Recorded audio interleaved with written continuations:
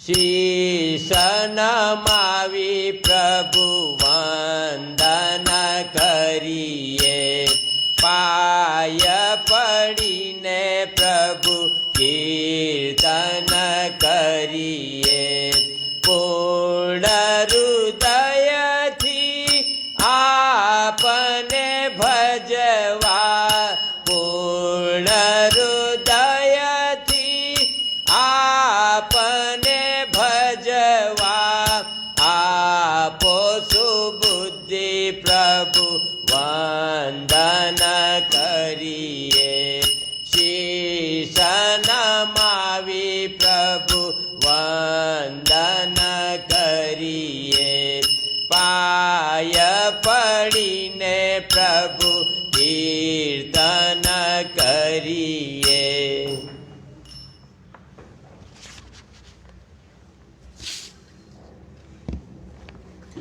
આવો આપણે ભજન સેવાની શરૂઆત કરીએ. યહોવાની આભાર સ્તુતિ કરવી ને હે પરાત પર તારા નામના સ્તોત્ર ગાવા તે સારું છે. સવારે તારી કૃપા અને રાત્રે તારું વિશ્વાસુપણું પ્રગટ કરવું તે સારું છે. પ્રાર્થના કરીએ. પવિત્ર કૃપાળુ રેમીશ્વર પિતા, ગત રાત્રિની અજાયબ જેવી પ્રેમભરી સંભાળ માટે તમારો આભાર માનતા તમારી સ્તુતિ કરીએ છીએ. આજે જાન્યુઆરી માસના અંતિમ દિવસે સાબ્બા દિન પવિત્ર પાડવાને માટે તમારા ચરણોમાં અમે અમારા મસ્તકો નમાવ્યા છે. અમે બેઠા છીએ. પવિત્ર આત્મા અમને દોરે. આજનું ભજન તમારી આગળ માન્ય થાય. અમારા સર્વના જીવનોને તમે સ્વીકારો. સાચા હૃદયથી પ્રભુનું ભજન કરવાને માટે આત્માનો ઉત્સાહ અમને પૂરો પાડો. અમારી આ વ્યવસ્થાને તમારા હાથોમાં સોંપતા અમારી ભજન સેવાનું સુકાન પણ તમારા સમર્થ બળવાન હાથોમાં સોંપીએ છીએ. તમે મારા દોરનાર બનો. તમારા નામમાં પ્રાર્થના કરીએ છીએ, માટે સાંભળીને સ્વીકાર કરો. આમેન.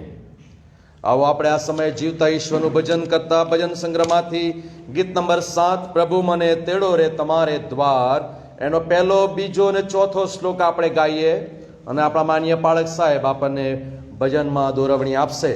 આપણે આપણા સ્થાનો પર ઊભા થઈશું ને ભજનમાં જોડાઈશું. પ્રભુને માન આપીએ અને આપણા સ્થાનો પર ઊભા થઈને આ ભજનમાં આપણે જોડાઈએ.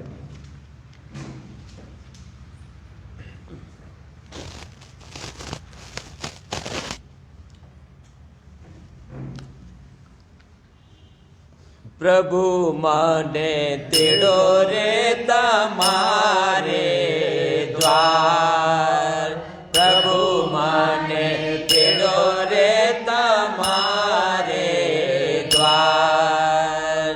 રમણીય કેવા માંડવા તારા, સૈન્યોના રે સરદાર. તેજ કિરણના અંબાર જગે જા, તેજ કિરણના અંબાર જગે જા. તારા મંદિરોને દ્વાર, પ્રભુ મને તેડો રે તમારે દ્વાર. પલ પલ તલપે મનડું રે મારું, પ્રભુ ઘરના અભિલાષ. પલ પલ તલપે મનડું રે મારું, પ્રભુ ઘરના અભિલાષ. હૈયુયા હરખે કાયા મલકે, હૈયુયા હરખે કાયા મલકે. મંદિરે જો મને રાત, પ્રભુ મને તેડો રે તમારે દ્વાર. છેલ્લો શ્લોક. કોટી રે દિનની જિંદગી ખોટી, વસો તુજ દ્વારે દેવા. કોટી રે દિનની જિંદગી ખોટી, વસો તુજ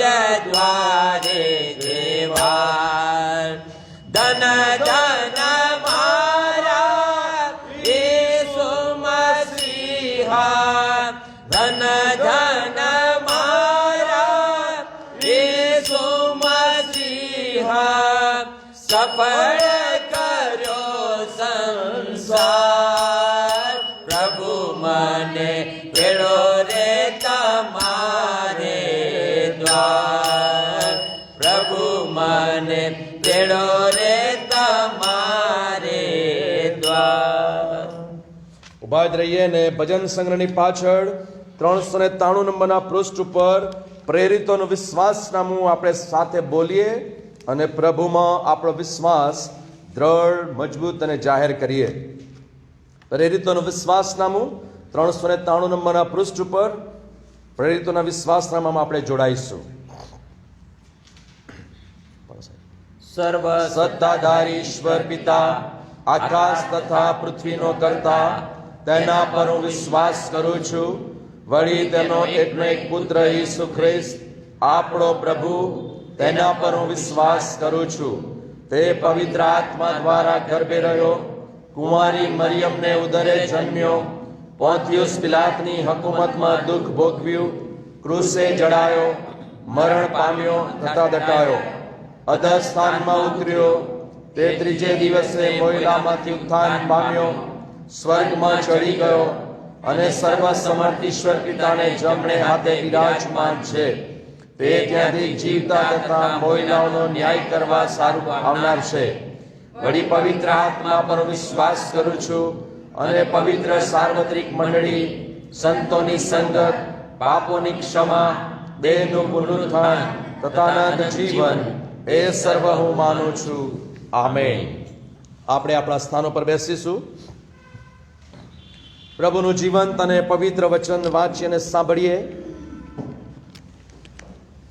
જૂના કરારમાં ઉત્પત્તિનું પુસ્તક તેનો 1લો અધ્યાય અને તેના 1 થી 5 વચન આપણે વાંચીએ ને ત્યારબાદ નવા કરારમાં હિબ્રુઓને પત્ર 11મો અધ્યાય અને તેના 1 થી 10 વચનો આપણે વાંચીશું. એમ 2 શાસ્ત્ર પાઠ આજે આપણે વાંચવાના છીએ. જૂના કરારમાં ઉત્પત્તિનું પુસ્તક તેનો 1લો અધ્યાય અને તેના 1 થી 5 વચન. પ્રભુનું વચન આ પ્રમાણે લખવામાં આવ્યું છે. આદિએ દેવે આકાશ તથા પૃથ્વી ઉત્પન્ન કર્યા, અને પૃથ્વી અસ્ત વ્યસ્ત તથા ખાલી હતી, અને જળનિધિ પર અંધારું હતું, અને દેવનો આત્મા પાણી પર હાલતો થયો. અને દેવે કહ્યું, અજવાળું થાવ, ને અજવાળું થયું. અને દેવે તે અજવાળું જોયું કે તે સારું છે. અને દેવે અજવાળું તથા અંધારું જુદા પાડ્યા. અને દેવે અજવાળાને દાહડો કહ્યો, ને અંધારાને રાત કહી. અને સાંજ થઈ તથા સવાર થઈ, પહેલો દિવસ. એ જ પ્રમાણે નવા કરારમાં સંત પાઉલને લખેલો હિબ્રુઓને પત્ર તેનો 11મો અધ્યાય અને તેના 1 થી 10 વચન, 222 અને 223 નંબરનું પૃષ્ઠ. હવે વિશ્વાસ તો જે વસ્તુઓની આશા આપણે રાખીએ છીએ તેની ખાતરી છે, અને અદ્રશ્ય વસ્તુઓની સાબિતી છે. કેમ કે વિશ્વાસથી પ્રાચીન કાળના ઈશ્વર ભક્તો વિશે સાક્ષી પૂરવામાં આવી. વિશ્વાસથી આપણે સમજીએ છીએ કે દેવના શબ્દથી જગતો ઉત્પન્ન થયા. એટલે જે દ્રશ્ય છે તે દ્રશ્યમાન વસ્તુઓથી ઉત્પન્ન થયા નથી. વિશ્વાસથી હાબેલે કાઈનના કરતાં વધારે સારું બલિદાન દેવને આપ્યું, તેથી તે ન્યાયી છે, એવી તેના સંબંધમાં સાક્ષી પૂરવામાં આવી. કેમ કે દેવે તેના દાનો સંબંધી સાક્ષી આપી, અને તેથી મોયેલો હોવા છતાં પણ તે હજી બોલે છે. વિશ્વાસથી હનોકને ઉપર લઈ લેવામાં આવ્યો કે તે મરણ ન જુએ, તે જડ્યો નહીં, કેમ કે દેવે તેને ઉપર લઈ લીધો હતો. કેમ કે તેને ઉપર લઈ લેવામાં આવ્યા પહેલા તેના સંબંધી એવી સાક્ષી આપવામાં આવી હતી કે દેવ તેના પર પ્રસન્ન હતો. પણ વિશ્વાસ વગર દેવને પ્રસન્ન કરવો એ બનતું નથી. કેમ કે દેવની પાસે જે કોઈ આવે તેણે તે છે, અને જેઓ ખંતથી તેને શોધે છે તેઓને તે ફળ આપે છે, એવો વિશ્વાસ કરવો જોઈએ. નુહે જે વાત હજી સુધી તેના જોવામાં આવી નહોતી, તે વિશે ચેતવણી પામીને અને ઈશ્વરનો ડર રાખીને વિશ્વાસથી પોતાના કુટુંબના તારણને સારું વહાણ તૈયાર કર્યું. તેથી તેણે જગતને દોષિત ઠરાવ્યું અને વિશ્વાસથી જે ન્યાયપણું મળે છે તેનો તે વારસ થયો. વિશ્વાસથી ઇબ્રાહિમ જે સ્થળ વારસામાં પોતાને મળવાનું હતું ત્યાં જવાનું તેડું મળ્યાથી આજ્ઞાધીન થયો, એટલે પોતે ક્યાં જાય છે એ ન જાણ્યા છતાં તે ચાલી નીકળ્યો. વિશ્વાસથી તેણે જાણે કે પરદેશમાં હોય તેમ વચનના દેશમાં પ્રવાસ કર્યો, અને તે જ વચનના સહવારસો ઈસાક તથા યાકૂબની સાથે તે રાવટીઓમાં રહેતો હતો. કેમ કે જે શહેરનો પાયો છે, જેનો યોજનાર તથા બાંધનાર દેવ છે, તેની આશા તે રાખતો હતો. ત્યાં સુધી પ્રભુ તેના જીવંત અને પવિત્ર વચનો વડે પ્રભુના સેવકની મારફતે આજે આપણી સાથે વાત અને વ્યવહાર કરે અને વિશ્વાસનો વારસો જે ઈશ્વરે આપણા માટે રાખી મૂકેલો છે એના અનંત ભાગીદાર બનવાને માટે પ્રભુ આપણા જીવનોને તૈયાર કરો. આમેન.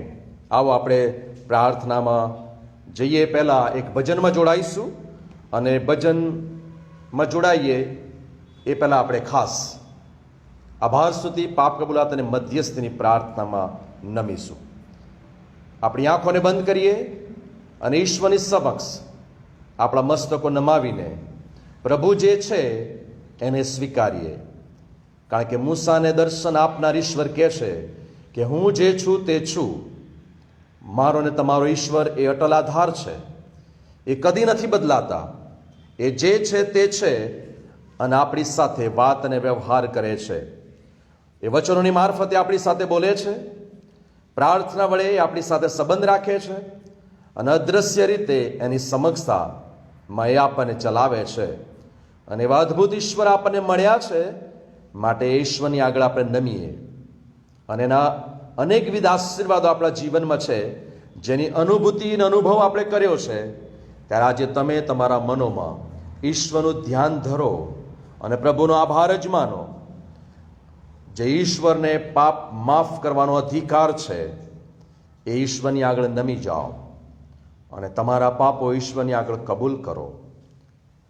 કેમ કે ઈશ્વરે આપણા માટે જે કર્યું છે એ આશ્ચર્યકારક છે. અને એના આશ્ચર્યકારક કૃત્યોને યાદ કરીને માનવજાત એનો આભાર માને તો કેવું સારું. અને આભારનો સમય છે, પ્રભુની આગળ નમવાનો સમય છે, પ્રાયશ્ચિત અને કબૂલાત કરવાનો સમય છે. તમે પ્રભુમાં એક ચિત્ત થાઓ, પ્રભુમાં ધ્યાન ધરો, પ્રભુમાં એકાગ્રતા રાખો અને પ્રભુને કહો કે પ્રભુ હું જેવો છું તેવો આજે તમારી આગળ સોંપાવું છું. કેમ કે તમે કદી ન બદલાનાર ઈશ્વર મને મળ્યા છો. જે છો તે છો, અને એટલા માટે તમારી આધીનતા અમે સ્વીકારીએ છીએ. અમારા પરમેશ્વર પિતા, અમે ખૂબ જ આભાર માનતા તમારી સ્તુતિ કરીએ છીએ. અને ખાસ કરીને આજે સવારે અમે કેટલીક વિનંતીઓ તમારી આગળ લાવીએ છીએ.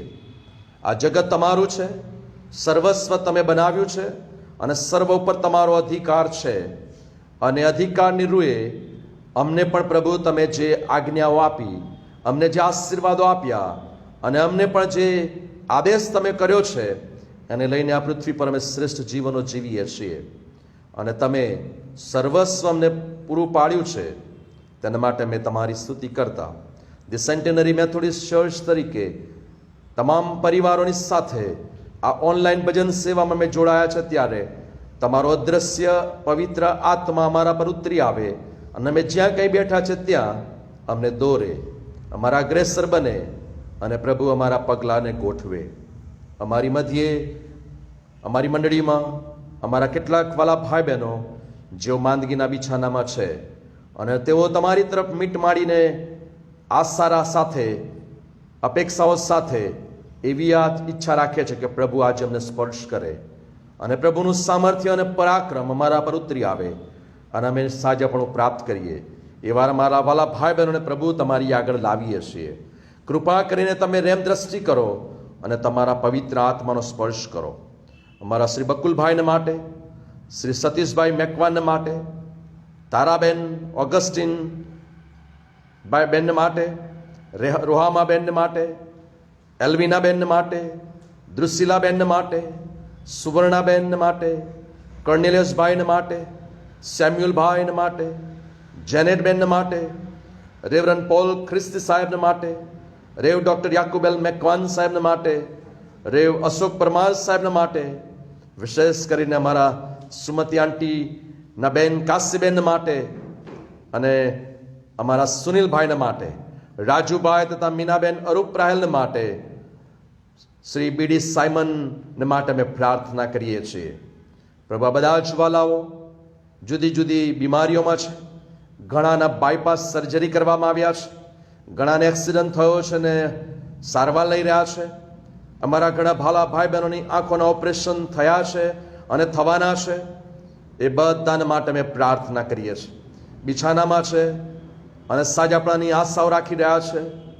ઈશ્વર પિતા, પુત્ર, પવિત્ર આત્મા દેવ એમને સ્પર્શ કરે અને એમની જરૂરિયાત પ્રમાણે પ્રભુ સાજાપણાનો આશીર્વાદ મોકલે, એવી તેઓના માટે અમે પ્રાર્થના કરીએ છીએ. પ્રભુ, અમે ખાસ પ્રાર્થના કરીએ છીએ આ દિવસોમાં, વિશેષ કરીને જેઓ પોતાની વર્ષગાંઠ ઉજવી રહ્યા છે, નિરંજનાબેન સ્ટેનલીભાઈ મેકવાન માટે, સ્ટેપી જોન્સનભાઈ ક્રિશ્ચિયન માટે. પ્રભુ, એમના જીવનના નવા વર્ષો આશીર્વાદિત થાય, તમારી સમક્ષતા તેઓની આગળ ચાલે. ગત વર્ષના અનેકવિધ આશીર્વાદો અને તમારી સંભાળ માટે આભાર માનતા નવીન વર્ષમાં તમારી આણ સ્વીકારે છે, ત્યારે એમનું નવીન વર્ષ તમે સુખાકારી, આશીર્વાદી, તંદુરસ્તી ભર્યું બનાવો અને એમની આશાઓ પૂરી કરો, એવી પ્રાર્થના કરીએ છીએ. પ્રભુ, અમે આભાર માનીએ છીએ જે પરિવારમાં આનંદનો પ્રસંગ છે. અમારા માન્ય ડીસુ સાહેબ, રેવરન વિનોદ ખ્રિસ્તી સાહેબના પરિવાર માટે, એમની દીકરી મહિમા વિનોદભાઈ ખ્રિસ્તી અને રેનિસન માટે 6 તારીખે જ્યારે તેઓ લગ્ન ગ્રંથિથી જોડાય ત્યારે ઈશ્વર એમના પર અદ્રશ્ય હાથ મૂકીને એમનું દાંપત્ય જીવન આશીર્વાદિત કરે અને એમનો પ્રસંગ ખાસ રીતે ઉજવે. પ્રભુ, એવી અમે પ્રાર્થના કરીએ છીએ. પ્રભુ, અમે ખાસ કૃપા માંગીએ છીએ અમારા દેશને માટે, અમારા વિશ્વને માટે. જે મહામારીની, કોરોનાની મહામારી ચાલી રહી છે, પરંતુ પ્રભુ ધીમે ધીમે હવે જનજીવન રાબેતા મુજબ બની રહ્યું છે, પણ હજુ ભય ને ડર છે. એ બધામાં તમે તમારો આત્મા મોકલી આપીને તમારી કૃપા સર્વના જીવનો પર રહે, એવી પ્રાર્થના કરીએ છીએ. અમારી ભારતની મંડળીઓને માટે, અમારી ગુજરાતની મંડળીઓને માટે ધીમે ધીમે પ્રભુ મંદિરો ખુલી રહ્યા છે, પ્રભુનું ભજન થવા લાગ્યું છે. જેવો આત્માને ઉત્સાહથી ભજન કરવા માટે આવે છે અને જેવો ઓનલાઈન ભજન સેવામાં જોડાય છે, એ બધાની ઉપર તમારો આત્મા સતત રહે અને ભજનમાં દોરે અને તમારો મહિમા થાય. પ્રભુ મંદિરો ખુલે, ઘંટનાદ થાય, પ્રભુની સ્તુતિને મહિમા ગવાય અને એ રીતે પ્રભુ ફરીથી બધાના જીવનમાં આ આનંદ, ઉત્સાહનું કારણ આ ભજનો વડે થાય, એવી અમે પ્રાર્થના કરીએ છીએ. આજે તમારા સેવક જ્યારે વચન લાવે, વિશ્વાસનો વારસો એ અમારો છે, ઈશ્વરે અમને વારસાને માટે તેડ્યા છે, ત્યારે એ દિશા તરફ અમે મીટ માડી છે, આગળ વધી રહ્યા છે. ત્યારે એ તમામ અવરોધો અને પરિબળો અને મુશ્કેલીઓમાં પણ ત્યાં સુધી પહોંચવાને માટે તમારો આત્મા અને તમારા વચનો અમને મદદ કરે, એવી પ્રાર્થના કરીએ છીએ. તમારા સેવકની મારફતે તમે બોલજો. આજે અમારું ભજન તમારી આગળ માન્ય થાય અને પ્રભુ, ખાસ કરીને અમારી મંડળીની વ્યવસ્થાઓ, પાસ્ટેટ કમિટી, પાસ્ટેટ કોન્ફરન્સના તમામ માનવંત સભ્ય ભાઈ બહેનો, કારભારી મિત્રો, આખી પાસ્ટેટ કમિટીના જુદે જુદે હોદ્દેદારો, તમામને પ્રભુ તમારા હાથોમાં સોંપીએ છીએ. અમારું જે મિશનરી કાર્ય, સેવા ક્ષેત્ર છે, કારેલી ગામ અને આજુબાજુના ગામ મિશનરી અને એમના સેવાઓને માટે આભાર માનીએ છીએ. અને પ્રભુ, અમને જે દર્શન આપ્યું છે દિશામાં પણ તમે તમારા આત્મા વડે તમારો મહિમા પ્રગટ કરજો. આજની ભજન સેવામાં પ્રભુ, તમે અમારા અગ્રેસર આગેવાન બનીને એમને દોરો અને આ ભજન દ્વારા તમારો મહિમા થાય. અમારું બેસવું, અમારું ગાવું, અમારું સાંભળવું, એ બધું અમારા હકમાં આશીર્વાદનું કારણ બને, એવી પ્રાર્થના કરતા અમે તમારા હાથોમાં સોંપાઈએ છીએ. તમે અમારું સાંભળ્યું છે, વિશ્વાસ અને ખાતરી સાથે ઈસુ ખ્રિસ્ત જે અમારા માટે મધ્યસ્થી કરે છે, મધ્યસ્થ આવનાર ઈસુના નામે આ પ્રાર્થના કરીએ છીએ, માટે સાંભળીને સ્વીકાર કરો. આમેન. સર્વ આ સમયે આપણે ખાસ ભજનમાં જોડાવા માંગીએ છીએ અને ભજન સંગ્રહમાંથી 221 નંબરનું ગીત, એનો પહેલો અને ચોથો શ્લોક આપણે ગાઈએ. સમય દરમિયાન આપણા અર્પણો પ્રભુની પાસે લાવીએ અને ત્યાર પછી આપણા માન્ય પાળક સાહેબ પ્રાર્થના કરાવશે અને પ્રભુના વચનમાં વિશ્વાસનો વારસો એ વિષય પર પ્રભુના વચનમાં તેઓ દોરશે. The centenary Methodist church live streaming પર આજે સવારે આપ જેઓ જોડાયા છો અને અમને જોઈ રહ્યા છો, આ ભજનનો લાભ લઈ રહ્યા છો બધાનો ત્રિએક ઈશ્વરના નામમાં આવકાર કરતા પ્રેમી સલામ પાઠવું છું અને માનનીય પાળક સાહેબને પણ આ સમય આવકારતા ભજનમાં તેઓ દોરવણી આપશે અને પ્રભુના વચનમાં પણ તેઓ દોરશે.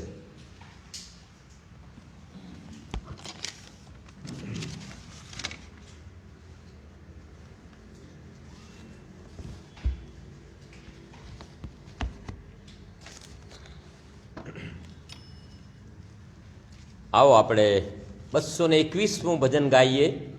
એનો પહેલો અને ચોથો શ્લોક. ત્યારે આપણા દાનો વડે પ્રભુની સ્તુતિ કરીએ. વંદન પ્રભુજી હોજો અમારા. વંદન પ્રભુજી હોજો અમારા, આપ્યા અદ્ભુત વચનો તમારા. વચન તમારા દીવડા સમજે, જીવન કેરો પદ અજવાળે, હરદમ જ્યોતિ પૂર ઉજાડે. પ્રભુજી પ્રભુજી ઓજો અમારા, અદ્ભુત વચનો તમારા. આત્મા કેરી આ છે તલવાર, જીવન જંગે વિજય દેનાર. રક્ષણ દે વાટ બતાવનાર. પ્રભુજી પ્રભુજી હોજો અમારા, આપ્યા અદ્ભુત વચનો તમારા. વંદન પ્રભુજી હોજો અમારા.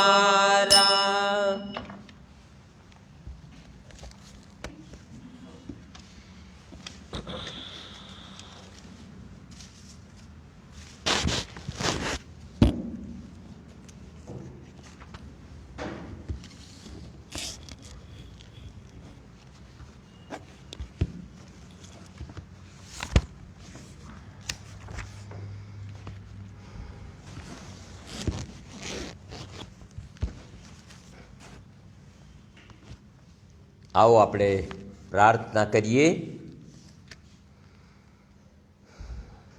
અમારા વાલા પરમેશ્વર પિતાજી, તમારા અદ્ભુત વચનોને માટે, બાઇબલને માટે, જ્યાં તમારી વાણી સંભળાય છે એવા પુસ્તકને માટે અને તમારા સેવકો દ્વારા તમે બોલો છે એના માટે અમે આભાર માનીએ છીએ.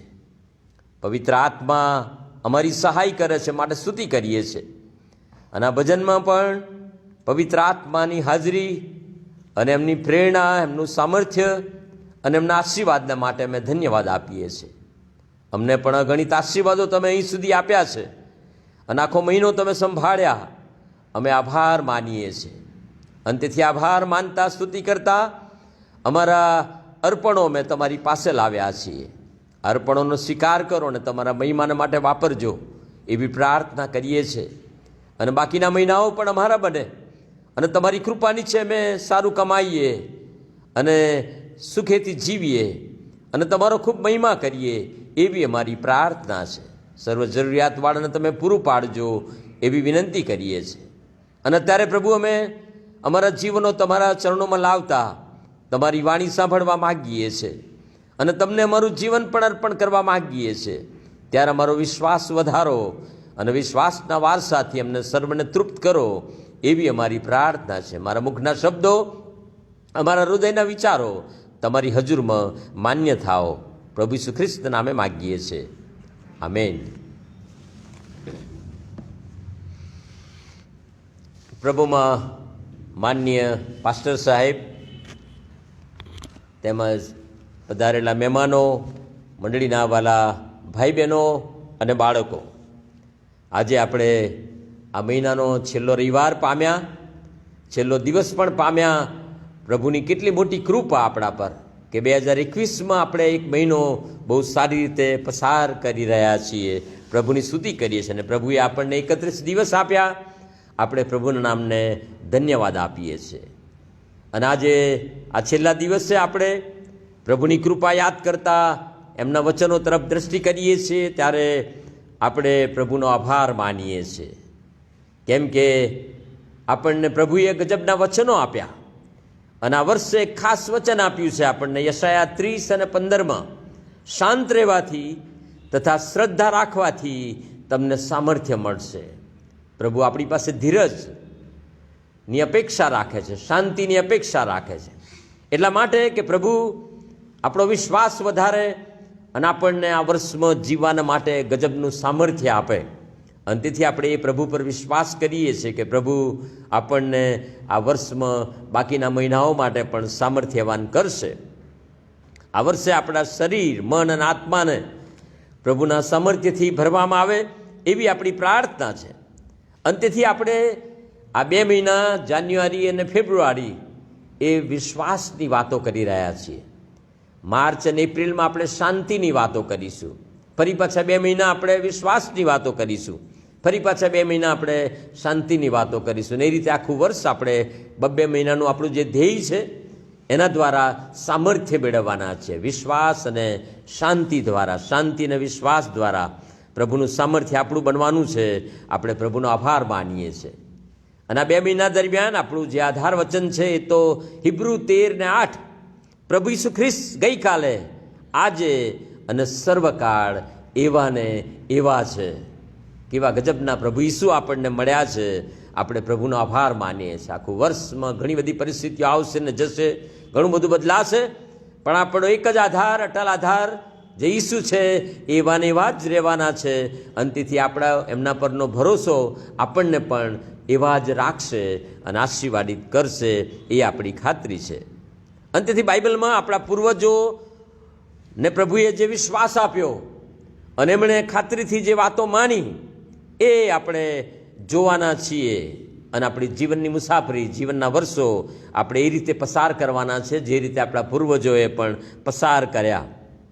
અને તેથી સનાતન સામર્થ્ય, અખંડ ખડક એવા વિષયો આપણે સાંભળ્યા અને આપણે ઈશ્વરનું જે સામર્થ્ય છે એ આપણું બને એવા વચનો પણ આપણે સાંભળ્યા. અને હવે આપણે આગળ વધતા હવે બાઇબલ તરફ દ્રષ્ટિ કરવાના છીએ. અને હું જ્યારે સંદેશ આપીશ ત્યારે આપણે ઉત્પત્તિથી માંડીને પ્રકટીકરણ સુધી આ વર્ષમાં જવાના છીએ. અને જેમ બને એમ આપણે ઝડપથી આગળ વધીશું. એટલા માટે કે તમે પણ એમાં ધ્યાન રાખો. અને મારી એવી ઈચ્છા છે કે તમે પણ આ વર્ષે બાઇબલ એ રીતે વિશ્વાસથી વાંચો, ઉત્પત્તિથી માંડીને પ્રકટીકરણ સુધી, કે જેથી બાકીના મહિનાઓમાં પણ એ આપણું સામર્થ્ય બની રહે. કારણ કે આપણો વિશ્વાસ ત્યાં છે, આપણો ખરો વારસો અહીં છે, જે આપણને મિશનરીઓએ અને પ્રભુના સંતોએ પવિત્ર આત્માની દોરવણી દ્વારા આપણને આપ્યો છે. અને આજે પવિત્ર આત્મા એના દ્વારા જ વિશ્વભરમાં કાર્ય કરી રહ્યા છે, મંડળી બાંધી રહ્યા છે અને આપણને પણ આ બાઇબલ દ્વારા જ મજબૂત કરી રહ્યા છે. અને તેથી એના પુસ્તકો બહુ મહત્ત્વના છે. અને તેથી ઘણી બધી વાર સેવકોએ અપેક્ષા રાખી કે મંડળીઓ બાઇબલ તરફ પાછી ફરે. અને આપણે એ જ કરવાની જરૂર છે કે આપણા બાળકો, આપણી પેઢીઓને બાઇબલનો વિશ્વાસ મળે. અને તેથી બાઇબલથી અળગા થવાનું નથી. આ વર્ષે આપણે બાઇબલની વધુ નજીક રહેવાનું છે, એ આપણે યાદ રાખવાનું છે. અને તો જ આપણે શાંત થઈ શકીશું, વિશ્વાસ કરી શકીશું અને આ બાઇબલ દ્વારા પ્રભુના વચનોનું સામર્થ્ય આપણું બની શકશે. કારણ કે પવિત્ર આત્મા એની પાછળ કાર્ય કરી રહ્યા છે. અને આપણને હિબ્રુઓના પત્ર પર આધાર રાખવાના છીએ, કારણ કે એણે વિશ્વાસની ગજબ વાતો લખી છે. આપણે આધાર વાક્ય પણ એમાંથી પસંદ કર્યું. અને બીજી ઘણી બધી વાતો જે આજે આપણે વાંચી 11મા અધ્યાયમાં, એ વિશ્વાસનો અધ્યાય છે અને વિશ્વાસના શૂરવીરોની એ વાત કરે છે. જો કે એ પહેલાં એ પ્રભુ ઈસુ ખ્રિસ્તની વાત કરે છે અને ત્યાર પછી પણ પ્રભુ ઈસુ ખ્રિસ્તની જ વાતે કરે છે. એ કહે છે કે ઈસુ ખ્રિસ્ત કેટલા મહાન છે એની વાત એ લખે છે. ઈસુ ખ્રિસ્તની શ્રેષ્ઠતા વિશે, ઈસુ ખ્રિસ્તની સુંદરતા વિશે, ઈસુ ખ્રિસ્તની સર્વોચ્ચતા વિશે અને એમની સંપૂર્ણતા વિશે એ વાત કરે છે. એમના યાજકપદની વાત કરે છે, એમના અર્પણની વાત કરે છે, એમનું સ્થાન બધા કરતાં કેવું ચઢિયાતું છે અને કેવા ઉત્તમ પ્રભુ ઈસુ છે એની વાત હિબ્રુનો લેખક કરે છે. અને એ દ્વારા આપણું ધ્યાન આખા બાઇબલ તરફ દોરે છે. તમે જો હિબ્રુનો પત્ર વાંચ્યો હોય તો હિબ્રુના પત્રએ ઉત્પત્તિ માંડીને અંત સુધી આપણું ધ્યાન બાઇબલ તરફ જ દોર્યું છે. બાઇબલના સત્યો ઈસુમાં કેવી રીતે સાબિત થાય છે એ સમજાવવા એણે પ્રયત્ન કર્યો છે. અંતથી બાઇબલ એ કેન્દ્ર સ્થાને છે એ હિબ્રુનો પત્ર કહેવા માગે છે. વિશ્વાસ વધારવો હોય અને દુનિયામાં સલામત જીવનની મુસાફરી બનાવી દેવી હોય તો આ એક જ આપણો આધાર છે, જેના વડે આપણે પ્રભુ ઈસુ ખ્રિસ્તના સામર્થ્યથી, પવિત્ર આત્માના સામર્થ્યથી આગળ વધી શકીએ છીએ. અંતથી હિબ્રુના લેખક બહુ ગજબની વાતો કહે છે. એ પુસ્તક તો સતાવણીના સમયમાં લખાયેલું છે, જ્યારે એમનો વિશ્વાસ મુશ્કેલીમાં હતો અને એમને હિંમતની જરૂર હતી. અંતથી હિબ્રુના પત્રએ એમનું ધ્યાન પ્રભુ ઈસુ તરફ દોર્યું કે એણે કેવી રીતે દુઃખો વેઠ્યા, બલિદાન આપ્યું, અને એ જ શ્રેષ્ઠ છે, એના પર વિશ્વાસ તજી દેશો નહીં. ઈશ્વરે એમને ખૂબ ઊંચા કર્યા છે. અને પાઉલ પણ એ જ લખે છે કે પ્રભુ ઈસુ ખ્રિસ્તે ઈસુનું નામ કેટલું મોટું કર્યું છે કે આકાશ અને ભૂમિ તળેના, ભૂમિ પરના અને ભૂમિ તળેના જ્યાં કંઈ હોય સજીવો, એ બધા ઈસુને નમે, ઘૂંટણે પડે ને કબૂલ કરે કે ઈસુ ખ્રિસ્ત પ્રભુ છે. અને તેથી ઈસુને ઊંચા કરવાની વાત, ઈસુને મહાન માનવાની વાત, ઈસુને મહિમા આપવાની વાત આપણે હિબ્રુના પત્રમાં વાંચીએ છીએ. અને તેથી આપણું ધ્યાન એ શૂરવીરો તરફ દોરે છે, વિશ્વાસના શૂરવીરો તરફ, કે જેમણે ઈસુ પર વિશ્વાસ કર્યો, એમ એ કહેવા માગે છે કે એમનું ધ્યાન તો ઈસુ હતું.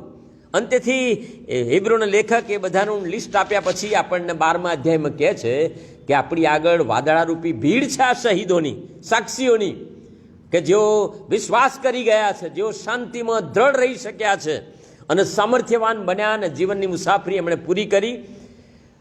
અને આપણે પણ હવે કોના પર ધ્યાન આપવાનું છે? એ બધા છે આપણા વિશ્વાસના વારસદારો અને આપણને વિશ્વાસ આપનાર.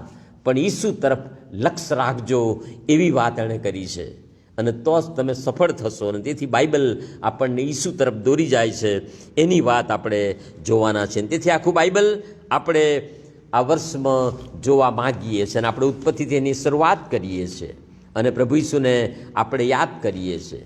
અને આ પુસ્તક પણ ઉત્પત્તિથી જ શરૂઆત કરે છે. જો તમે પહેલો અધ્યાય વાંચ્યો હોય તો એ પ્રભુ ઈસુ વિશે ગજબની વાત કરે છે.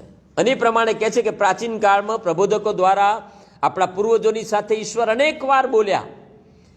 તે આ છેલ્લા સમયમાં પુત્ર કે જેમને તેમણે સર્વના વારસ ઠરાવ્યા અને વળી જેમના વડે તેમણે જગતોને ઉત્પન્ન કર્યા, તે દ્વારા આપણી સાથે બોલ્યા. અને પછી ગજબની વાત કહે છે, તે ઈશ્વરના ગૌરવનું તેજ તથા તેમના સત્વની આબેહૂબ પ્રતિમા છે અને પોતાના પરાક્રમના શબ્દથી સર્વને નિભાવી રાખે છે. પૃથ્વીને કોણ નિભાવી રાખે છે? બધા ગ્રહોને કોણ નિભાવી રાખે છે? સૂર્ય, ચંદ્ર, તારાઓને, નક્ષત્રોને ને આકાશની જે ગંગાઓ છે એને કોણ નિભાવી રાખે છે? પ્રભુ ઈસુ ખ્રિસ્ત નિભાવી રાખે છે. આખું સંચાલન વિશ્વનું એ કરે છે. એ ઉચ્ચ સ્થાને બિરાજ્યા છે, પ્રાયશ્ચિત કરીને, વરસ્તંભ પર મૃત્યુ પામીને. એની વાત હિબ્રુનો લેખક કહેવા માગે છે કે આવા મહાન ઈસુ આપણને મળ્યા છે અને બાઇબલ એની વાત કરે છે. અને તેથી જ્યારે આપણે ઉત્પત્તિનું પુસ્તક વાંચ્યું, પહેલા અધ્યાયની વાતો, ત્યારે આપણને હિબ્રુનો લેખક એ જ ધ્યાન દોરવા માગે છે કે આ વિશ્વનો રચયિતા, બનાવનાર, ઘડનાર એ તો પ્રભુ ઈસુ છે. એના તરફ ધ્યાન આપો. અને ઉત્પત્તિનું પુસ્તક આપણને એ જ શીખવવા માગે છે કે પ્રભુ ઈસુ ખ્રિસ્ત આપણા સર્જનહાર છે, આપણી સૃષ્ટિના સર્જનહાર છે. અને એટલા માટે આપણું આધાર વાક્ય પણ આપણને કહે છે કે ગઈકાલે, આજે ને સદાકાળ એવા ને એવા જ હતા. એ આદિને અંત છે, એ શરૂઆત છે, અને એ જે પૃથ્વીનો અને આકાશનો અંત લાવી શકે છે. અને તેથી એમને આલ્ફા અને ઓમેગા, આદિને અંત, એવા નામો યોહાને પ્રકટીકરણમાં આપ્યા. અને એવું એમના વિશે એવું કહ્યું કે જે છે, જે હતા અને જે આવનાર છે, એવા શબ્દો એમના માટે વાપર્યા. અને આ યોહાને એના પહેલા અધ્યાયમાં પણ એ જ વાતો લખી કે આદિએ શબ્દ હતો, પ્રભુ ઈસુ હતા, એમ એ કહેવા માગે છે. અને શબ્દ ઈશ્વરની સાથે હતો અને શબ્દ ઈશ્વર હતા. જે બધું બનાવ્યું એણે બનાવ્યું, એના વગર કશું ઉત્પન્ન થયું નથી. એની વાત યોહાન એની સુવાર્તામાં લખે છે. અને કલોસિયાના પત્રમાં સંત પાઉલ પણ ઈસુને સર્જનહાર તરીકે રજૂ કરે છે કે જેમના વડે આખી સૃષ્ટિ બની. અંતથી બાઇબલ આપણું ધ્યાન ઈસુ તરફ દોરવા માગે છે. ઉત્પત્તિનું પુસ્તક આપણું ધ્યાન ઈસુ તરફ દોરવા માગે છે કે એના આધારે પૂર્વજો જીવ્યા, એમનું ધ્યાન ઈસુ તરફ હતું, એમને વચનો આપવામાં આવ્યા હતા. એ બધા વચનો એમણે માન્યા કારણ કે એમની નજર ઉપર હતી, ઈસુ તરફ હતી. એ વાત આપણને કહેવા માગે છે. જેથી પ્રભુ ઈસુ કેન્દ્ર સ્થાને, એની વાત આપણને બાઇબલ કહેવા માગે છે. એની વાત ઉત્પત્તિનું પુસ્તક અને બધા જ પુસ્તકો અને હિબ્રુનો પત્ર આપણને કહેવા માગે છે કે ઈસુ ખ્રિસ્ત કેન્દ્ર સ્થાને છે. કોઈકે ઠીક કહ્યું છે કે ઈશ્વર પિતા આર્કિટેક્ટ છે, એ આયોજન કરે છે. ઈશ્વર પુત્ર બાંધે છે, એ બાંધનાર છે. અને પવિત્ર આત્મા એને સુંદર બનાવે છે. આપણી સૃષ્ટિ ત્રિએક ઈશ્વર કેવી ગજબ રીતે સુંદર બનાવી છે એની વાત આપણે વાંચીએ છીએ. એ માટી છે ને આપણે કુંભાર છીએ, એની વાત બાઇબલ અને યશાયા જેવા પ્રબોધકોએ, નિર્મયા જેવા પ્રબોધકોએ આપણને કહી છે. અને આપણને તો બહુ સ્પષ્ટ કહ્યું છે કે આપણને એમની પ્રતિમા જેવા બનાવ્યા છે. આ પ્રભુ ઈસુએ બનાવ્યા છે એમની પ્રતિમા જેવા. અને તેથી જ એમને ચિંતા થઈ કે આપણી બગડી ગયેલી પ્રતિમા, પાપને લીધે બગડી ગયેલી પ્રતિમા એ સુધારે, અને માટે આ પૃથ્વી પર આવ્યા કે આપણને સુધારે, પાછા ઈશ્વરના સંતાન બનાવે, ઈશ્વરની પ્રતિમા બનાવે, આપણને નવી ઉત્પત્તિ બનાવે. અને તેથી જ આપણે પેલું આપણું આધાર ગીત છે 302 ગીત, એ આપણે ગાઈએ. ઈસુ સામર્તારું મન નવું કરનારું, મારું મન બદલાવે ને નવું કરાવે.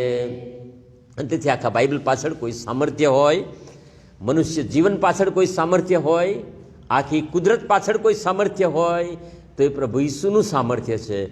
અને એવું સામર્થ્ય પરમેશ્વર પિતા આપણને આપવા માગે છે, ઈસુનું સામર્થ્ય. અને એ સામર્થ્ય વડે આ વર્ષમાં આપણે જીવવાનું છે, આગળ વધવાનું છે. અને આ વર્ષ જ નહીં, પ્રભુ આપણને અનંતકાળ આપવા માગે છે. કારણ કે જે કોઈ એના પર વિશ્વાસ કરે એનો નાશ નહીં થાય, પણ તે અનંત જીવન પામશે એવી ખાતરી પ્રભુએ આપણને આપી છે. અને તેથી ઈસુ પર વિશ્વાસ માટે બાઇબલ અને ઉત્પત્તિનું પુસ્તક અને બધા જ પુસ્તકો આપણને બોલાવે છે. તેથી આપણે બહુ ઝડપથી ઉત્પત્તિના પુસ્તકમાં પ્રવેશીએ છીએ. આપણે 2 અધ્યાય જોઈ નાખ્યા. ઈસુને આપણે જોયા ઉત્પન્ન કરતા તરીકે, માણસને બનાવનાર તરીકે, એને કુટુંબ તરીકે સ્થાપનાર તરીકે, અને એને જીવનમાં લાવનાર તરીકે આપણે જોઈએ છે. હવે આપણે જોઈએ કે શું બને છે અને હિબ્રુનો પત્ર શું કહેવા માંગે છે. એણે કહ્યું કે આપણે વિશ્વાસથી માનીએ છીએ. 11મા અધ્યાયમાં આપણે વાંચ્યું કે ઈશ્વરે જગતો ઉત્પન્ન કર્યા. આ જગત જોઈને જ આપણને ખાતરી થઈ જાય છે કે ઈશ્વરે જગતને ઉત્પન્ન કર્યું છે. અને કોઈ દલીલ નહીં કે ઈશ્વર છે કે નહીં ને કેવા છે ને શંકા, કોઈ જાતની શંકા નહીં. સીધો જ વિશ્વાસની વાત. આદિએ ઈશ્વરે આકાશ અને પૃથ્વી ઉત્પન્ન કર્યા. એ બાઇબલનો સિદ્ધાંત છે. ઈશ્વરમાં માને છે અને આપણને બધાને ઈશ્વર તરફ દોરી જાય છે. અને તેથી આપણે પરમેશ્વર પર વિશ્વાસ કરીએ છીએ. અને તેથી 3 થી 11 અધ્યાયો હવે જોઈ લઈએ. પહેલો અને બીજો અધ્યાય આપણે જોઈ લીધો, પ્રભુ ઈસુમાં જોઈ લીધો. 3 થી 11 અધ્યાયો એ આપણને હિબ્રુના પત્ર પ્રમાણે શું શીખવવા માગે છે? ઈશ્વર છે. અને આ પુસ્તક સ્પષ્ટ કરે છે કે તે ન્યાયી અને પવિત્ર હોવાથી પાપીનો ન્યાય કરે છે અને વિશ્વાસીને બદલો આપે છે. હિબ્રુના પત્રએ બહુ ટૂંકમાં લખ્યું કે ઈશ્વર છે અને એ બદલો આપે છે. અને બંને વાતો છે, બંને બદલા છે. કાં તો જજમેન્ટ, નાશ, કાં તો આશીર્વાદનો બદલો, બંને પ્રભુ આપે છે.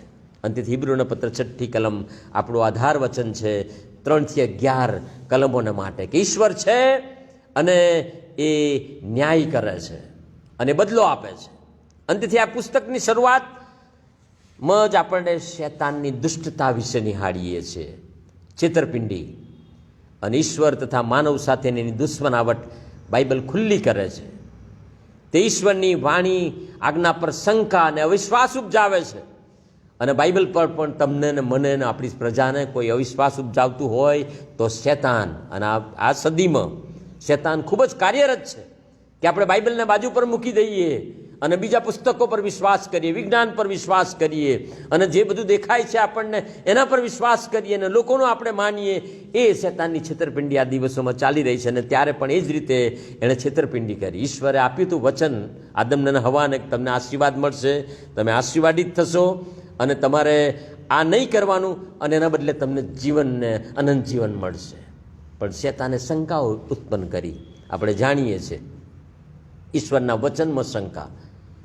ઈશ્વરે આવું જ કહ્યું છે, અને કેવી શંકાઓ ઊભી કરીને આદમનો અને હવાનો વિશ્વાસ એણે તોડી નાખ્યો.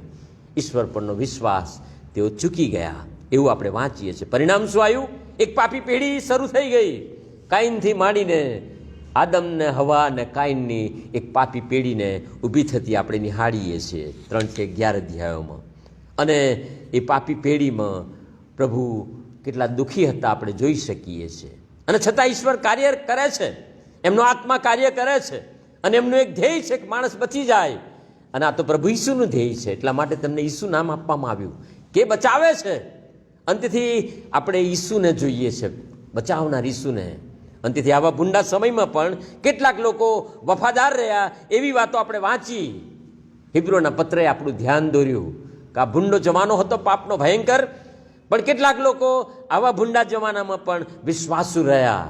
સમય, સંજોગો, પરિસ્થિતિઓ, પાપ અને દુષ્ટતાની વિરુદ્ધ ઊભા રહેવું એ કેટલું ભયંકર હતું, અને છતાં ઊભા રહ્યા. સૌથી પહેલો 4થો અધ્યાયમાં હાબેલ ને આપણે ઊભો રહેતો જોઈએ છીએ. બહુ ટૂંકું જીવન, પણ સ્પષ્ટ જીવન. એના અર્પણ જેવું જ એનું બલિદાન બની ગયું. એણે અર્પણ કર્યું, સાથે સાથે એ પણ બલિદાન થઈ ગયો. એના ભાઈના જ હાથે આપણે વાંચીએ છીએ. ઈશ્વર પેરનો કેટલો બધો ભરોસો હતો, ભક્તિભાવ હતો, ઈશ્વરની કેટલી બધી બીક હતી કે યોગ્ય અર્પણ લઈને આવ્યો. અંતેથી હિબ્રીના લેખકે લખ્યું કે આજે પણ એ બોલે છે અને સાક્ષી પૂરે છે, અને ઈશ્વર એનો પક્ષ લે છે, ઈશ્વર એને બદલો આપે છે. જો તમે વિશ્વાસ કરો છો અને વિશ્વાસથી જીવન સોંપો છો, ભૂંડા જમાનામાં પણ તમે હાબેલની જેમ ઉભારો છો અને કશાથી ગભરાતા નથી, તો ઈશ્વર પણ તમારા પક્ષે બોલે છે. હાબેલના પક્ષે ઈશ્વર બોલે છે, અને આપણા પક્ષે પણ ઈસુ બોલશે. અને તેથી ભૂંડા જમાનામાં હાબેલની જેમ સ્થિર ઊભા રહે. હનોક 5મો અધ્યાય 21-24 કલમમાં બધી પેઢીઓ મારી જતી હતી, એવા સમયની વાત, પાપને લીધે. ત્યારે હિબ્રોના પત્ર 11મો અધ્યાય 5મી કલમમાં આપણને હનોક વિશે એણે સરસ લખ્યું, એ આપણે વાંચીએ છીએ. બહુ ગજબની વાત એણે હનોક વિશે લખી આપણે જોઈએ છીએ. એણે એવું લખ્યું,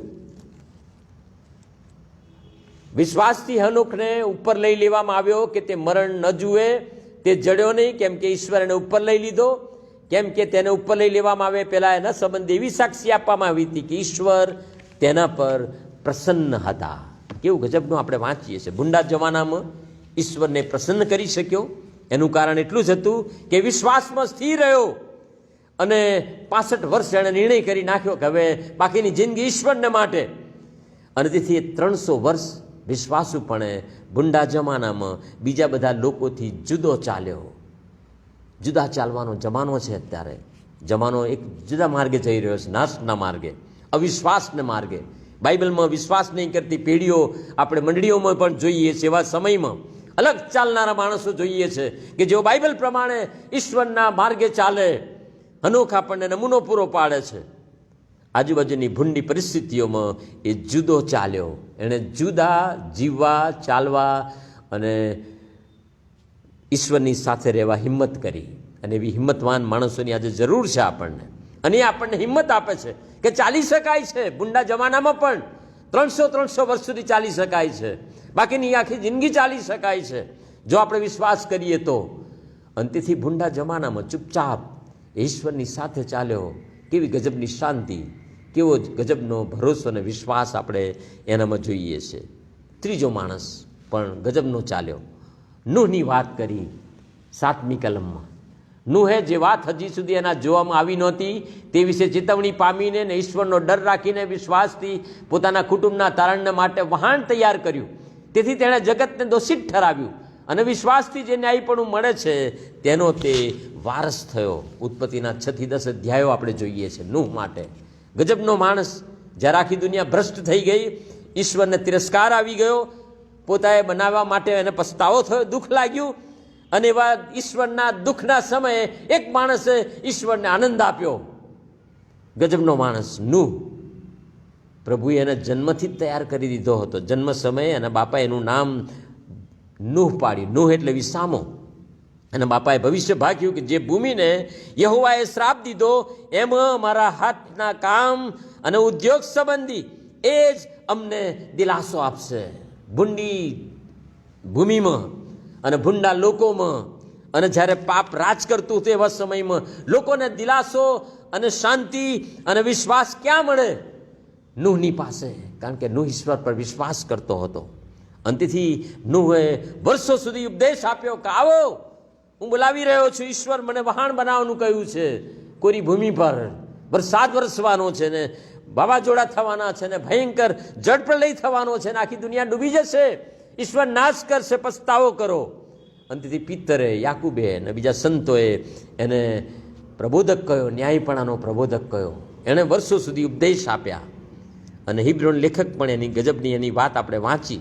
દુષ્ટ જગત સામે એ ન્યાય સાથે ઊભો રહ્યો, વિશ્વાસથી ઊભો રહ્યો, અને બીજાઓને માટે ઉદ્ધારનું પાત્ર બનવા એણે તૈયારી બતાવી.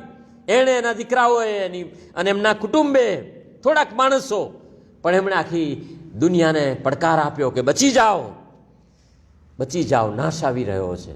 અને પોતે વિશ્વાસુ રહ્યા. પણ લોકો એની વાત માની નહીં, એની મસ્કરી કરી. એવી જ પેઢીમાં આપણે પણ જીવીએ છીએ. સંતો આપણને કહેતા આવ્યા છે ભયંકર જોખમ આવી રહ્યું છે, નાશ આવી રહ્યો છે, પણ આપણે આપણી રીતે જીવ્યા કરીએ છીએ અને બાઇબલને આપણે બાજુ પર ફેંકતા જઈએ છીએ. અવિશ્વાસી પેઢીને આપણે ઊભી કરતા જઈએ છીએ અને બાળકોને આપણે આપણો વિશ્વાસનો વારસો આપતા નથી. આ લોકોએ એમના બાળકોને વિશ્વાસનો વારસો આપ્યો. એ વાત આપણે વાંચીએ છીએ. અંતેથી તેઓ સ્થિર ઊભા રહ્યા, એમના કુટુંબોને સ્થિર ઊભા રાખ્યા અને તેઓ આગળ ચાલ્યા. 10 અધ્યાયો પૂરા થયા.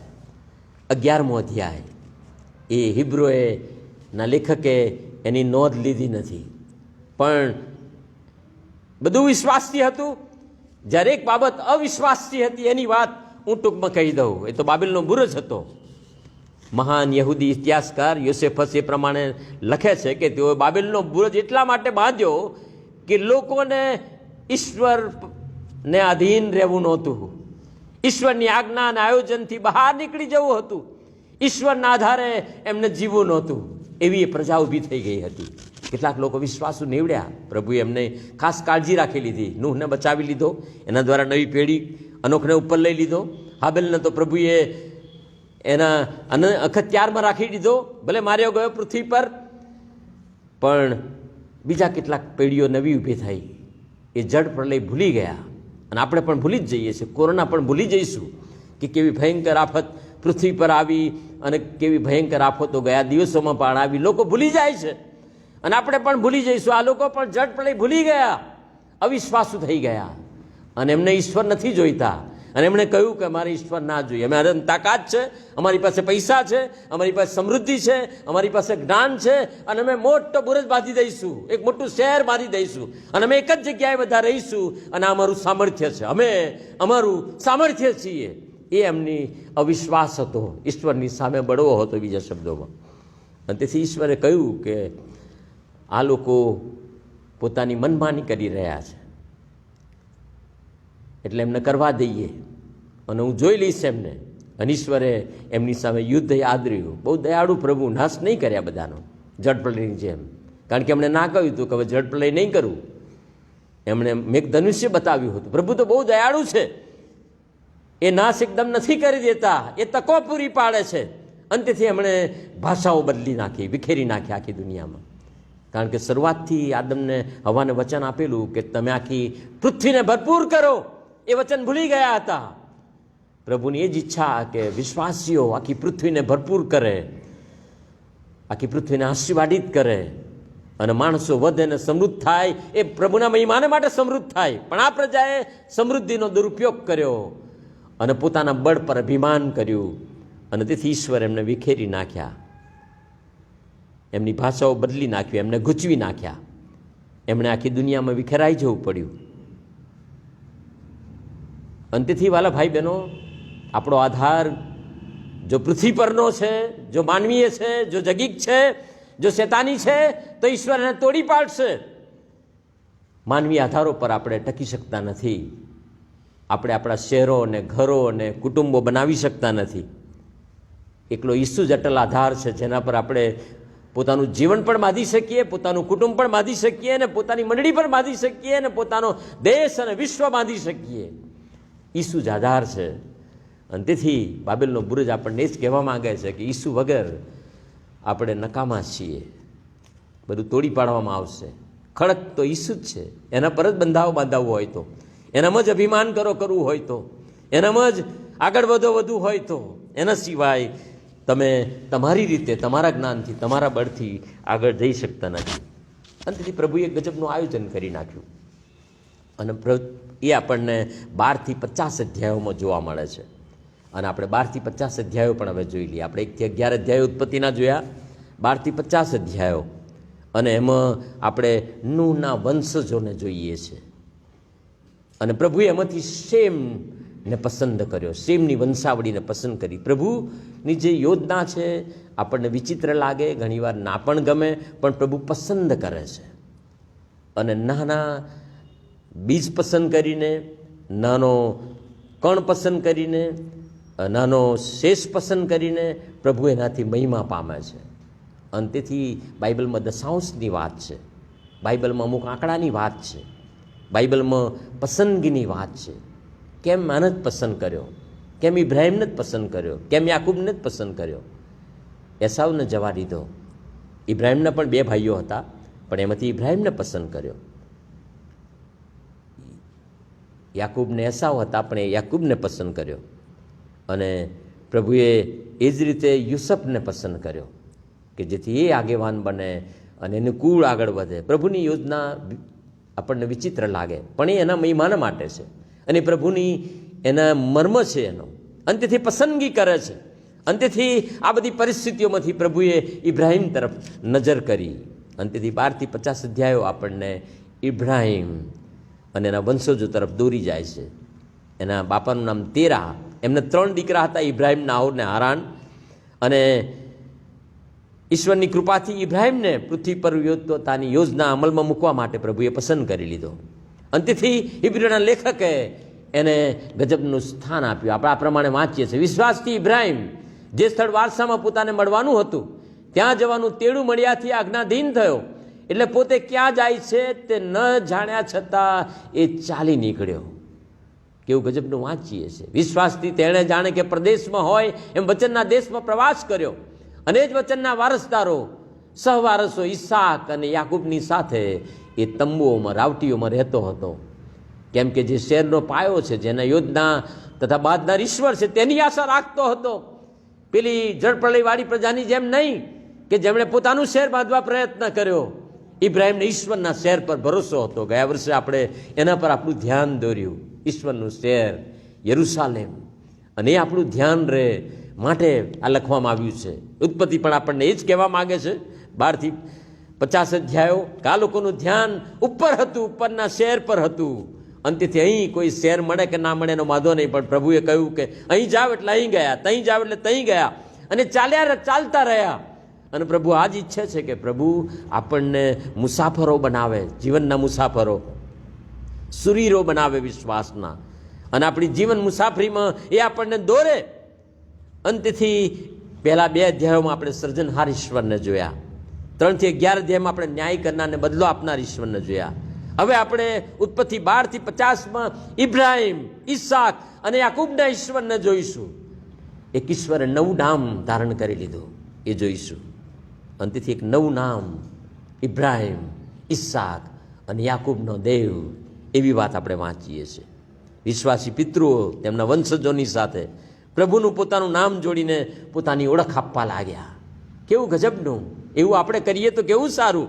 ઈશ્વરનું નામ આપણા નામ સાથે જોડાય, આપણા કુટુંબ સાથે જોડાય, અને આપણે એને નામે ઓળખાઈએ, અને લોકો એ જ રીતે આપણને ઓળખે, એ કેવું સારું.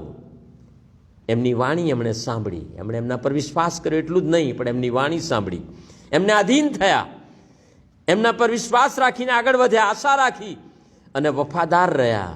અંતથી તેઓ વિશ્વાસના સુરવીરો કહેવાયા. અંતથી વિશ્વાસના સુરવીરોની વાત 11મા અધ્યાયમાં લખી છે.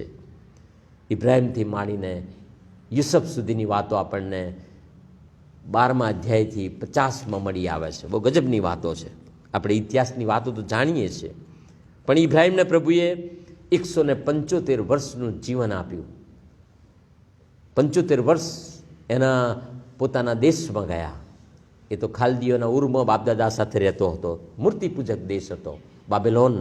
ત્યાં એણે વતન બનાવ્યું હતું ભટકતા. એ લોકોનું મૂળ વતન તો જુદું જ હતું, પણ ત્યાં એનું વતન બનાવ્યું હતું. અને ઇબ્રાહિમને એના બાપદાદાઓ સાથે ફરવું પડ્યું. પણ પછી ઈશ્વરે 75 વર્ષે એને કહ્યું કે હવે તું હું કહું એમ ચાલ, બાપદાદાઓ પર નહીં, હવે હું તને જુદા માર્ગે લઈ જવા માંગુ છું. અને ઈશ્વર આવું કરાવે છે. જે બાપદાદાઓ જુદા માર્ગે હોય એમનાથી જુદા કરીને પોતાના વિશ્વાસના માર્ગમાં પ્રભુ દોરી જવા માગે છે. એટલા માટે કે કુટુંબમાં, હવે પછીના કુટુંબોમાં વિશ્વાસનો વારસો જળવાઈ રહે. અને તેથી પ્રભુ એને વિશ્વાસનો પિતા બનાવવા માગતા હતા. એક મહાન પ્રજા ઉત્પન્ન કરવા માગતા હતા. અને એટલો મોટો આશીર્વાદ આપ્યો કે હું તને આશીર્વાદ આપીશ, તારા કુટુંબને આશીર્વાદ આપીશ, તારી પ્રજાને આશીર્વાદ આપીશ, અને તમારા વડે આખી દુનિયાને આશીર્વાદ આપીશ. આવો ગજબનું વચન પ્રભુએ આપી દીધું. કેટલા મહાન પ્રભુ! આપણે કલ્પી ના શકીએ એવું વચન આપી દીધું કે તને આશીર્વાદ, તારી પ્રજાના આશીર્વાદ, અને તારા વડે આખી દુનિયાને આશીર્વાદ. પ્રભુ આખી દુનિયાને આશીર્વાદ આપવા માગે છે. પેલા ભટકી ગયેલા બધાને આશીર્વાદ આપવા માગે છે. આપણા શહેરને આશીર્વાદ આપવા માગે છે. આપણા રાજ્યને, આપણા દેશને, દુનિયાના બધા દેશોને આશીર્વાદ આપવા માગે છે. ઇબ્રાહિમનો આશીર્વાદ બધાને મળે એવું પ્રભુની ઈચ્છા છે. અને પ્રભુએ માણસે કેવો પસંદ કર્યો? એની પત્નીને બાળકો થતા નહોતા, અને એ 75 વર્ષનો થઈ ગયો હતો. બાકીના 100 વર્ષ એને પ્રભુ જીવાડવાના હતા, અને કટોકટીઓમાંથી પસાર થવાનું હતું. અને પ્રભુએ એને બોલાવી લીધો, અને એણે પણ ગજબનો વિશ્વાસ બતાવી દીધો. એવી વાતાવરણમાં જીવ્યો. કદાચ વિશ્વાસ પણ એની પાસે એટલો નહીં હોય, એવા ઈશ્વરની પૂરી ઓળખાણ નહીં હોય, પણ ઈશ્વરે એને પોતાનો બનાવી લીધો, અને એણે પણ ઈશ્વરને પોતાના બનાવી લીધા. અંતેથી વિશ્વાસ રાખીને પોતાની પત્ની અને પોતાના ભત્રીજા લોટના કુટુંબને લઈને એ ચાલી નીકળ્યો. ક્યાં જાય છે ખબર નહીં. આપણે વાંચ્યું ક્યાં જવાનું, કેટલા માઇલ ચાલવાનું, શું ખાવાનું, શું પીવાનું, ક્યાં રહેવાનું, કોઈ સવાલ નહીં. અને કેટલો બધો મોટો કાફલો એના પ્રાણીઓ, પશુઓનો, એ બધું લઈને એ ચાલી નીકળ્યો એવું આપણે વાંચીએ છીએ. એણે પોતાનું સ્થળ છોડી દીધું, મુસાફરી કરી, અને કનાન દેશમાં આવી ગયો. અને કનાન દેશમાં આવીને એણે શું કર્યું? એણે પોતાનો ઘર બનાવે કે રહેવાની વ્યવસ્થા કરે, પહેલાં એણે વેદી બનાવી. એણે વેદી બનાવીને ઈશ્વરની સ્તુતિ કરી. આ એનું ભજન કેવું ગજબનું હતું! એક પ્રદેશમાં, અજાણી જગ્યામાં, અરણ્ય જેવી સૂકી ભૂમિમાં, અજાણા દેશમાં આવીને એણે ઈશ્વરને સ્થાપિત કર્યા, એમ કહી શકીએ. ઈશ્વરનું નામ એણે મોટું બનાવ્યું. એણે વેદી બાંધીને પોતાનું અર્પણ જાણે એમને કર્યું, પોતાના કુટુંબનું અર્પણ કર્યું, પોતાના રાચરચીલાનું ને પોતાના આખો કબીલો જે હતો, પોતાનું કુટુંબીજનો, એ બધાનું અર્પણ કરી દીધું કે પ્રભુ અમે તમને સમર્પિત છીએ. આ દેશની અંદર અમે અજાણ્યા છીએ, દેશ અજાણ્યો છે, પણ અમને એવા ઈશ્વરની ખબર છે કે જેમને અમે ઓળખ્યા છે, જેમને ઓળખે છે, જેમને જાણે છે, અમારું ભાવિ જાણે છે, એવા ઈશ્વર પર એણે વિશ્વાસ કરી દીધો, અને ઈશ્વરને પોતાની ખાસ બાબતો સોંપી દીધી. અંતથી ઈશ્વરે પણ કેવો ગજબનો વિશ્વાસ બતાવ્યો એ આપણે વાંચીએ છીએ. નેક્સ્ટ ટાઈમ આપણે જોઈશું. પણ ઈશ્વરે પણ એના પર ભરોસો મૂકી દીધો, અને એને આખા વિશ્વનો, પ્રજાઓનો પૂર્વજ બનાવવા માટે વચન આપી દીધું. એની પત્ની બાજણી, એ પણ ઘરડો માણસ, પણ ઈશ્વરે કહ્યું કે હું તને પુત્ર આપીશ, અને પુત્ર વડે તું નહીં ગણી શકે એટલા સંતાન ઊભા કરીશ. આકાશના તારાઓ જો, દરિયાની રેતી જો, એટલા તારા સંતાન કરીશ. અને પ્રભુ એ કરવા માગતા હતા ઇબ્રાહિમ વડે. પ્રભુ તો કરી શકે છે, એ વચન આપે છે ને પૂરું કરે છે. એ આપણે જોઈશું કે પ્રભુ કેવા વફાદાર રહે છે એમના વચનને, અને આપણી પાસેથી આ જ અપેક્ષા રાખે છે કે આપણે વફાદાર રહીએ. અને તેથી બાકીના અધ્યાયો આપણે ફરીવાર જોઈશું. પ્રભુ આ સમજવાને માટે આપણી સહાય કરે અને આપણો વિશ્વાસ વધારે અને વિશ્વાસના સૂર્યોદયની પાછળ ચાલવાની કૃપા આપણને આપે. પ્રાર્થના કરીએ. પ્રભુજી, અમે નમીએ છીએ અને આ વિશ્વાસના સૂર્યોને યાદ કરતા અમે ધન્યવાદ આપીએ છીએ. ઉત્પત્તિના પુસ્તકમાંથી અમે પસાર થઈએ છીએ ત્યારે જીવનની મુસાફરીમાં પુસ્તક અમારા માટે પણ ઈસુનું દર્શન લાવે, ઈસુનું સામર્થ્ય લાવે, ઈસુનું બળ ને પરાક્રમ અમને આપે અને એની પાછળ ચાલી નીકળવાની કૃપા આપે. સરળ પ્રકારના વિશ્વાસની સામે અમે ઊભા રહી શકીએ, લોકોથી જુદા ઊભા રહી શકીએ, એવું સામર્થ્ય અમને મળે અને અમે કદી હારીએ નહીં, હિંમત હારીએ નહીં અને ગમે તેવી પરિસ્થિતિઓ હોય પણ વિજય થઈએ ઈશ્વરના નામમાં, એવી અમારી પ્રાર્થના છે. અમે તમને સોંપાઈએ છીએ. અમારો વિશ્વાસ વધારો અને તમારી આગળ શાંત રહેવાને માટે અને અમારી જીવનની મુસાફરી આગળ વધારવાને માટે અને આવતીકાલથી ફેબ્રુઆરીમાં આગળ વધવાને માટે તમે અમારી સહાય કરજો. પ્રભુ ઈસુ ખ્રિસ્ત નામે માગીએ છીએ. આમેન.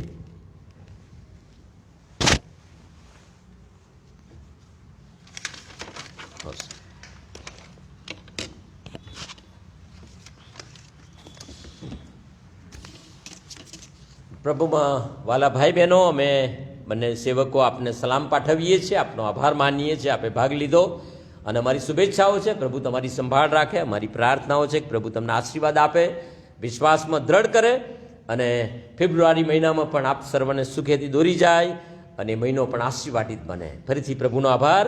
આખો મહિનો પ્રભુએ આપણને સંભાળ્યા.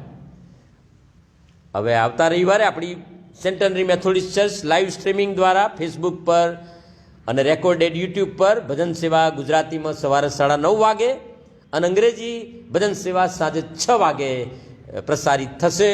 આ ફેસબુક પર ને યુટ્યુબ પર, એ યાદ રાખશો. પણ સૌથી અગત્યની વાત, આવતા રવિવારે ચર્ચમાં મર્યાદિત રીતે ભજન સેવા શરૂ થશે.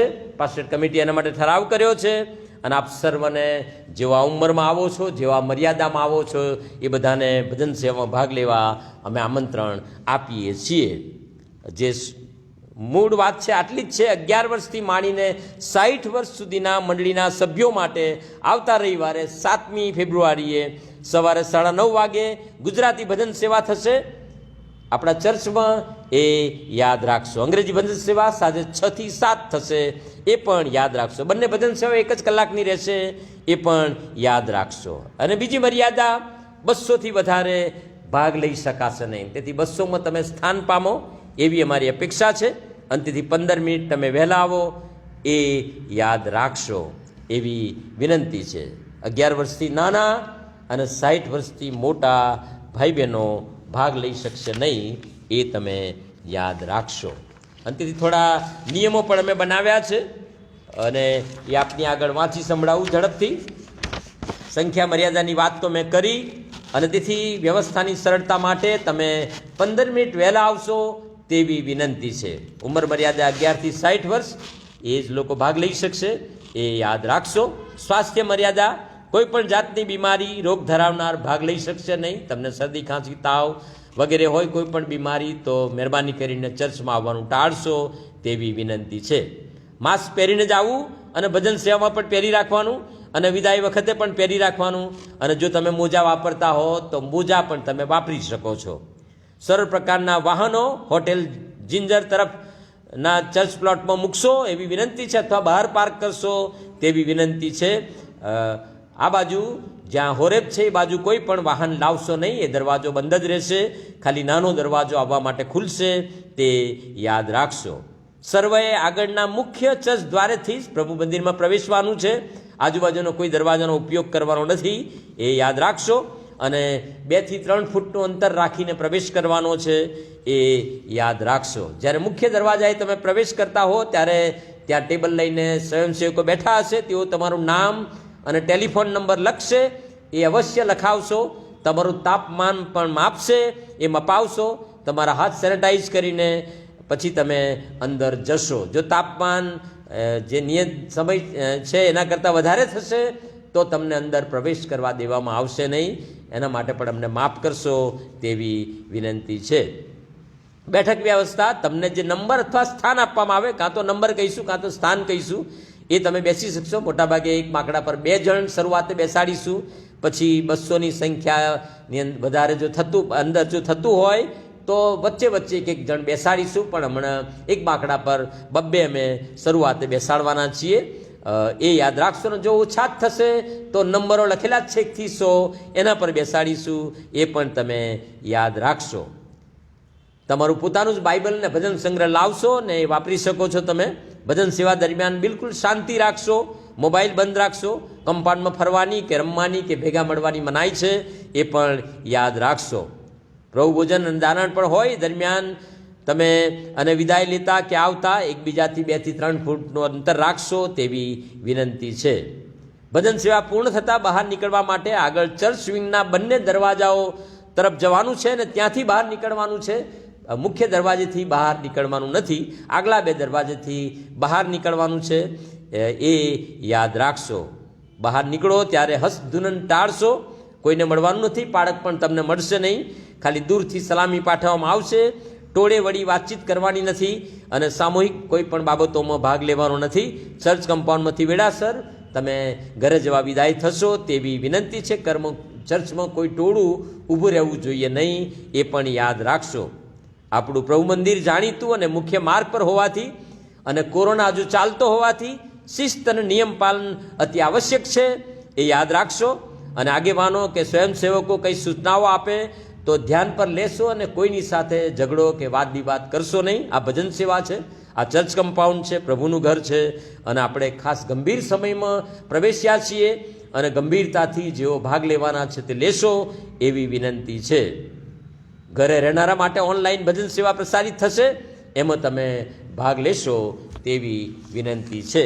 અને તેથી આટલી બાબતો ખાસ તમે ધ્યાન પર રાખશો. આ બધી બાબતો વોટ્સએપ પર પણ મૂકવામાં આવશે અને તમે એને જોઈ શકશો જુદા જુદા જૂથોમાં અને આગેવાનોને પણ એ પહોંચાડવામાં આવશે. આ બાબત તમે યાદ રાખશો. એક આભાર પત્ર છે. ગયા દિવસોમાં સુમેરુના પિતાજી પ્રભુમાં ઊંઘી ગયા. મારા વાલા પિતાજી અન્નેસ્ટ આઈ દાસ પૃથ્વી પરનું 81 વર્ષનું આશીર્વાદિત જીવન પૂર્ણ કરીને 23મી તારીખે સદાકાળના વિસામાં ઊંઘી ગયા છે. એમની દફન વિધિ સમયે પાળક સાહેબ, રેવન્ડ નગીન ચૌહાણ સાહેબ, તેમજ ડિસ્ટ્રિક્ટ લેડ લીડર અને મંડળીના ભાઈ બહેનો તેમજ કમ્પાઉન્ડના ભાઈ બહેનો અને એમના શ્રીનાથપુરમના ભાઈ બહેનોએ ભાગ લીધો અને દિલાસો આપ્યો, એમનો આભાર માને છે. અને જેઓએ ફોનથી એમને દિલાસો પાઠવ્યો એ બધાનો પણ તેઓ આભાર માને છે. એમના માટે પ્રાર્થના કરશો એ વિનંતી સુમેરુ અર્નેશ દાસ અને એમના સગાવાલાઓએ કરી છે. 17મી ફેબ્રુઆરીથી આપણી લેન્ટ સિઝન શરૂ થાય છે અને રાખનો બુધવાર છે 17મી ફેબ્રુઆરીએ. અને આપણી રાત્રિ સભાઓ જેમ દર વર્ષે થતી હતી, ગયા વર્ષે આપણે અધૂરી મૂકવી પડી કોરોનાના લીધે, આ વર્ષે ફરીથી આપણે શરૂ કરીશું 17મી ફેબ્રુઆરીથી. ખાસ મર્યાદાઓ અને નિયમો સાથે, વિગતવાર કાર્યક્રમ સાથે અને ખાસ નવી રીતે અમે શરૂ કરવાના છીએ. તેથી 17મી ફેબ્રુઆરીથી આપણી લેન્ટની સભાઓ શરૂ થશે. એના માટે પણ પ્રાર્થના કરશો. બધી વ્યવસ્થાઓ માટે ફરીથી તમને જાણ કરવામાં આવશે. લગભગ 28 સભાઓ આપણે દર વખતે કરીએ છીએ, પ્રમાણે થશે, એ યાદ રાખશો. જેઓની બર્થડે છે એમને અમે શુભેચ્છા પાઠવીએ છીએ. Wish you happy birthday. જેઓની લગ્નગાંઠ છે એમને પણ શુભેચ્છા પાઠવીએ છીએ. પ્રભુ આશીર્વાદ આપે અને સુખી રાખે. અને જેઓ બીમાર છે એમને પ્રભુ સાદાપણું આપે. જેઓ પ્રગતિ કરી રહ્યા છે એમને પ્રભુ આશીર્વાદ આપે. જોન્સનભાઈનો આભાર માનું છું ને એમની ટીમનો, સ્વપ્નિલ અને પ્રસન્નનો, કારણ કે આ હોલમાં કદાચ આજે છેલ્લી તમે રેકોર્ડિંગ કરશો, આવતા રવિવારથી તમે ચર્ચમાં રેકોર્ડિંગ કરશો અને તેથી ચર્ચમાંથી પણ પ્રસારિત થશે આ જ વાત. અને તેથી તમે ઘરે રહીને પણ આ માણી શકશો. એટલે ચર્ચમાં આપણે જેમણે આવવાનું છે તેઓ આવશો અને મર્યાદાઓ જાળવશો, નિયમો પાળશો, બહુ જરૂરી છે. ગમે ત્યારે અચાનક આકસ્મિક બાબતો પણ ઊભી થાય છે. હમણાં જ એક ચર્ચ શરૂ થયું હતું અને ત્યાં કોઈકને કમ્પાઉન્ડમાં કોરોના થઈ ગયો, તાત્કાલિક ચર્ચ બંધ કરવું પડ્યું. અને તેથી ચર્ચો શરૂ થાય છે પણ કોરોનાના લીધે બંધ કરવા પડે છે. ઘણા બધા ચર્ચો ગયા દિવસોમાં શરૂ થયા, પાછા બંધ થઈ ગયા, ફરી પાછા શરૂ કરે છે. એટલે આવું થયા કરશે. કોઈ અકસ્માતી બાબત થાય તો એના માટે પણ આપણે તૈયારી રાખવાની છે. પણ હમણાં કોરોના ચાલુ છે પણ આપણે યાદ રાખવાનું છે, પ્રભુની કૃપા જ માગવાની છે. પ્રભુ તમને બધાને સંભાળે, અમને સંભાળે અને સેવાઓ આશીર્વાદિત કરે. તેથી આ બધાના માટે પ્રાર્થના જ કરશો અને ટેકો આપશો, તમારો સાથ આપશો એવી અમારી બંને સેવકોની ને પાસ્ટર કમિટીના આગેવાનોની વિનંતી છે. Thank you. બધાનો ખૂબ આભાર. પ્રભુ આપને આશીર્વાદ આપે. સાહેબ પ્રાર્થના કરાવશે ને આશીર્વાદ માગશે. પ્રાર્થના કરીએ.